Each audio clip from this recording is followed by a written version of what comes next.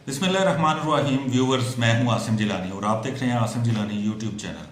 Viewers, सरकारी और निजी इदारों में भर्तियों के लिए मुख्तलिफ़ किस्म की टेस्टिंग एजेंसियां कायम हैं जो जो उम्मीदवार होते हैं उनका टेस्ट लेती है और फिर उस पर रिपोर्ट तैयार करके पहुंचाती है मुतलका मिनिस्ट्रियों में, इदारों में, ताकि भर्तियों का अमल शुरू किया जाए।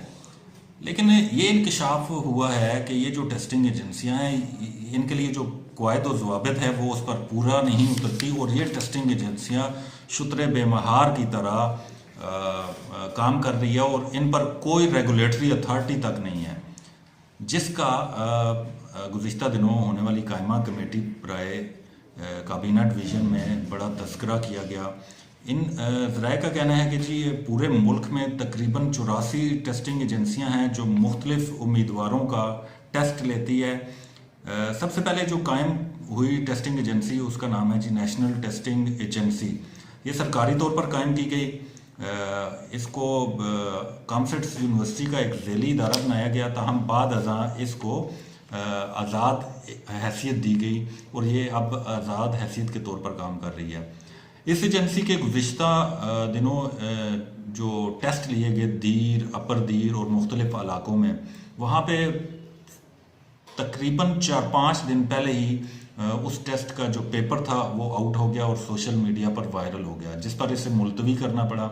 इसके बाद दोबारा टेस्ट लेने की कोशिश की गई, फिर ये आउट हो गया, जिसके बाद लाहौर से स्पेशल लोग मंगवाकर इस टेस्ट को कंडक्ट करवाया गया।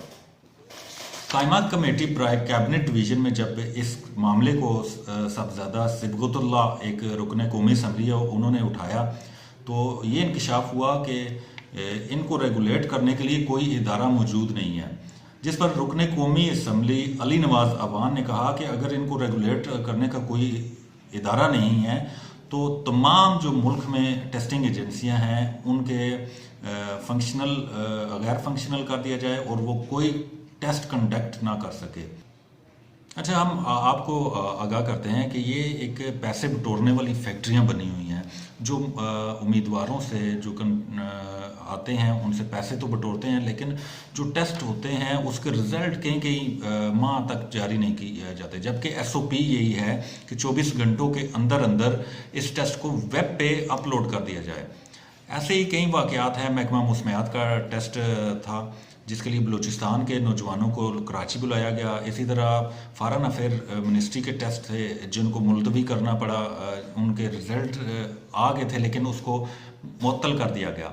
इसी तरह कई और मसाले हैं, लेकिन दिलचस्प बात यह है कि ये जो टेस्टिंग एजेंसियां हैं, आया इनमें जो भर्तियां होती हैं वो भी टेस्ट दे के आती हैं? नहीं, ऐसा बिल्कुल नहीं है।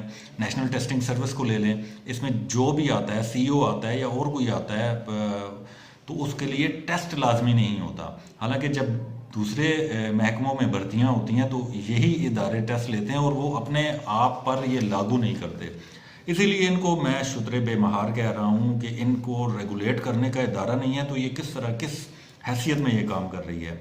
ये बहुत बड़ी जिम्मेदारी है क्योंकि हर महकमे में भर्तियां होती है और मेरिट को मद्देनज़र रखा जाता है और ये भी इतलात है कि मुबैना तौर पर ये पैसे लेकर पहले ही बता देते हैं कि ये सवालात आएंगे, आप इनकी तैयारी कर लें, कीज़ मौजूद हैं इनकी।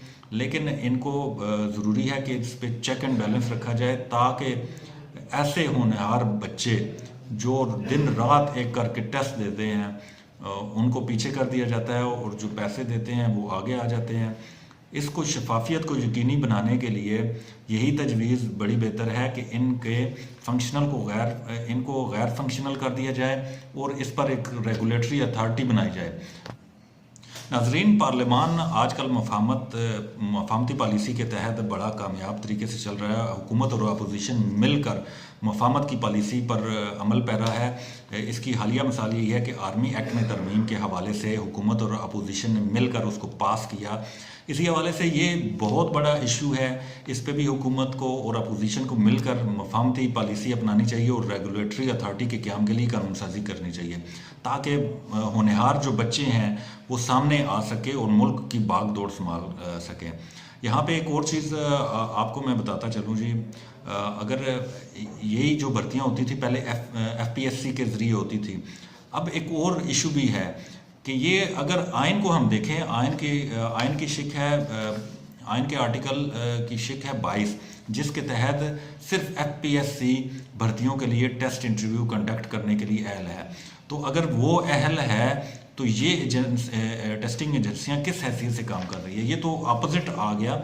इस पर भी एक सवालिया निशान है। लिहाजा अगर हुकूमत इनकी रेगुलेटरी अथॉरिटी बनाती है तो ठीक है, अगर रेगुलेटरी अथॉरिटी नहीं बनती तो ये सारा अमल एफपीएससी के तहत कर देना चाहिए। क्योंकि माजी में ग्रेड 5 तक की जो भर्तियां होती थी उसके लिए भी टेस्ट एफपीएससी कंडक्ट करता था, लेकिन अब ग्रेड 16 और इससे ऊपर के लिए एफपीएससी टेस्ट कंडक्ट करता है। लिहाजा इस वीडियो के ज़रिए हम जो ऐसे उम्मीदवार हैं जो एनटीएस समेत पीटीएस या और किसी टेस्टिंग एजेंसी के ज़रिए टेस्ट देते हैं, तो उनके लिए ये हम मालूमात फ्राहम कर रहे हैं कि ये शुतरे बेमहार की तरह काम कर रही है टेस्टिंग एजेंसियां। लिहाजा इस पर आवाज़ उठाई जाए और उम्मीदवारों को इस पर मौसर आवाज़ उठानी चाहिए ताकि इस पर कानून साजी हो और रेगुलेटरी अथॉरिटी का बन सके। वीडियो पसंद आए तो इसको लाइक कीजिएगा, शेयर कीजिएगा। बहुत शुक्रिया।